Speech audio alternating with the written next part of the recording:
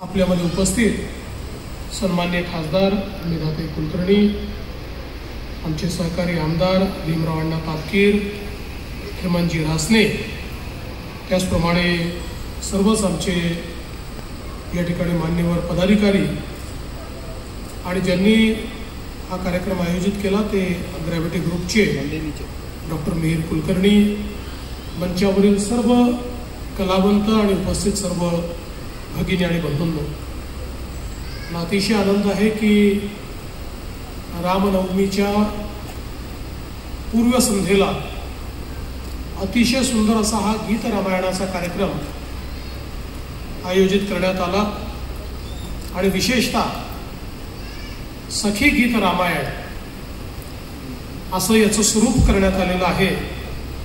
आणि आत्ताच आपण श्री राम सीतेचं स्वयंवर देखील या ठिकाणी अनुभवलं। आपल्याला कल्पना आहे की गदिमांनी आणि बाबूजींनी 7 दशकांपूर्वी या गीत रामायणाची सुरुवात केली आणि अक्षरशः हे गीत रामायण अजरामर झालं। गदिमांना तर या गीत रामायणामुळे आधुनिक वाल्मिकींची उपमा मिळाली आणि बाबूजींनी त्याला अशा प्रकारे आपल्या पुढे आणलं की आजही जेव्हा आपण गीत रामायण ऐकतो त्यावेळी रामायणातले सर्व प्रसंग हे आपल्या समोर पूर्णपणे जिवंत होतात। याच्यामध्ये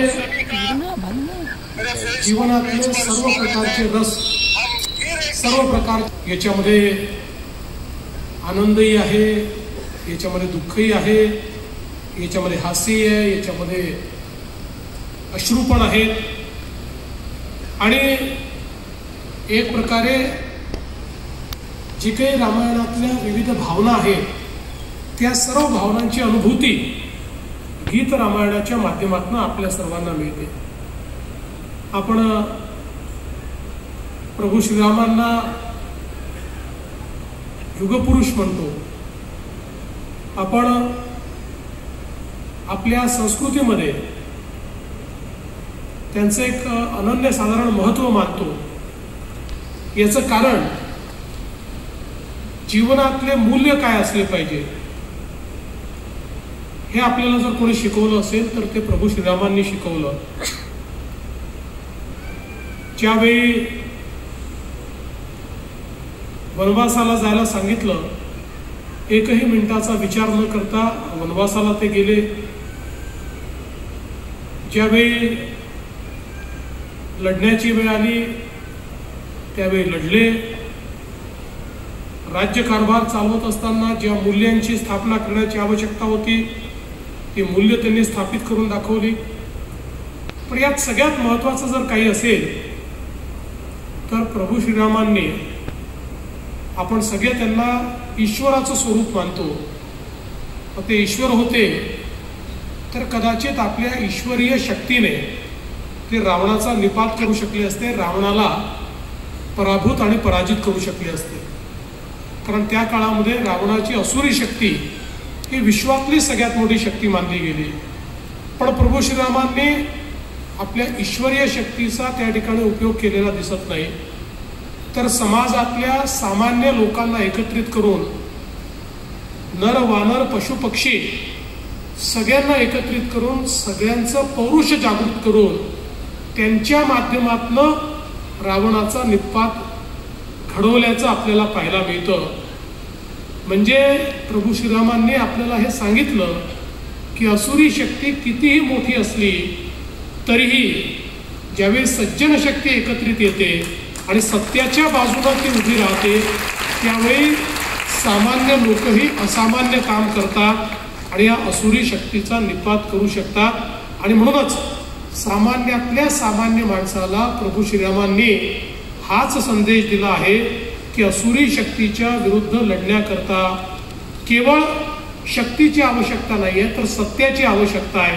आणि म्हणूनच जी उच्च जीवन मूल्य आपल्याला प्रभू श्रीरामांनी दिली त्या उच्च जीवन मूल्यांवर जगण्याचा प्रयत्न आपण करतो आणि त्याचंच भान आपल्याला राहावं याकरता खरं म्हणजे गीत रामायणाची अतिशय सुंदर अशा प्रकारची रचना करण्यात आली आहे. मी मंचावरच्या सर्व आमच्या कलावंतांचं मनापासून अभिनंदन करतो की अतिशय सुरेल सुंदर अशा पद्धतीनं गीत रामायण आपण सादर करता आहात. वाद्यवृंद अतिशय सुंदर त्याला साथ देतो आहे. आणि त्यासोबत आता स्वयंवराचा जो प्रसंग आपल्यापुढे सादर झाला त्या सर्व आमच्या कलावंतांनी अतिशय भावपूर्ण अशा प्रकारे हा प्रसंग आपल्यासमोर सादर केला. त्यांचंही मी मनापासून अभिनंदन करतो. आणि विशेषतः या ठिकाणी डॉक्टर मिहीर कुलकर्णी ज्यांनी ही संकल्पना मांडली, याचं आयोजन केलं आणि इतका सुंदर आणि सुरेख अशा प्रकारचा कार्यक्रम आपल्या पुढे आणला, त्याबद्दल डॉक्टर मिहीर कुलकर्णी यांचंही मी मनापासून अभिनंदन करतो. अशाच प्रकारे चांगले कार्यक्रम हे त्यांच्या ग्रॅव्हिटी ग्रुपच्या माध्यमातून आपल्या सर्वांपुढे येत राहावेत अशा प्रकारच्या शुभेच्छा देतो.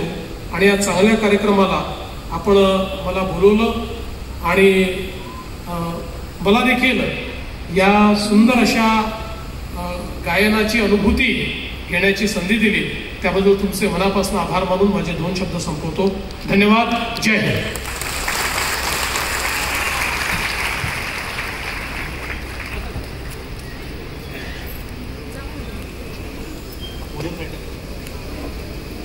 सखी गीत रामायण सादर करणाऱ्या सर्व कलावंतांच्या बरोबर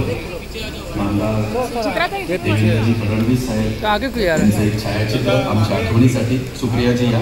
चित्रताई.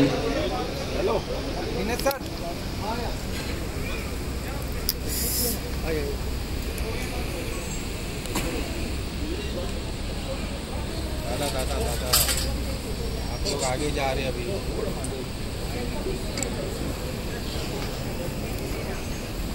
या कार्यक्रमामध्ये नृत्य कलावंत देखील 1 मिनिट. आपल्या संस्कृतीमध्ये अष्टमहासिद्धी कल्पिलेल्या आहेत. इशिता, वशिता, प्राप्ती, प्राकाम्या, आणिमा, महिमा, लघिमा, गरिमा. मराठी रसिकाला त्याच्या सद्भाग्याने लाभलेली 9वी महासिद्धी म्हणजे ग दी मा. गजानन दिगंबर माडगुळकर. गरिमा आणि बाबूजींच्या शब्दसुरांच्या सर्वोच्च आविष्कार आमच्या सर्व माता भगिनींनी सादर करावा. त्याला जोड सुरेल वाद्यवृंदाची असावी.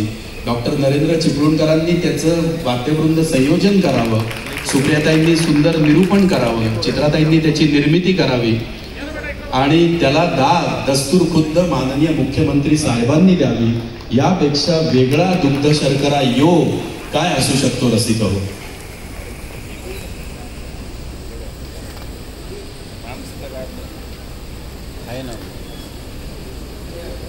महाराष्ट्राचे मुख्यमंत्री असे आहेत की कलावंताकडे पाठ करून मी बसणार नाही हा सुसंस्कृतपणा जोपासणारे आहेत. त्यामुळे त्यांचं वर्णन करताना आम्ही कायमच म्हणतो महाराष्ट्राला तळहातावरच्या रेषांप्रमाणे जाणणारा सुसंस्कृत नेता म्हणजे आमचे देवेंद्रजी फडणवीस साहेब.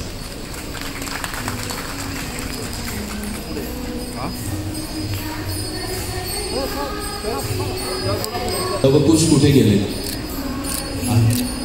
अच्छा सर जय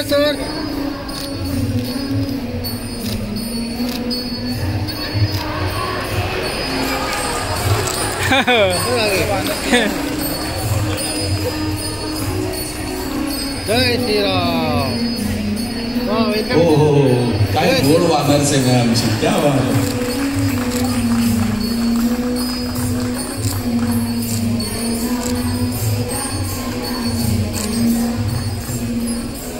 आम्ही माननीय मुख्यमंत्री महोदयांचे औपचारिक आभार मानत नाही तर मनापासून कृतज्ञता व्यक्त करतो. त्याचबरोबर सर्व मान्यवरांचे देखील खूप मनापासून आभार मानतो. पुढील कार्यक्रमासाठी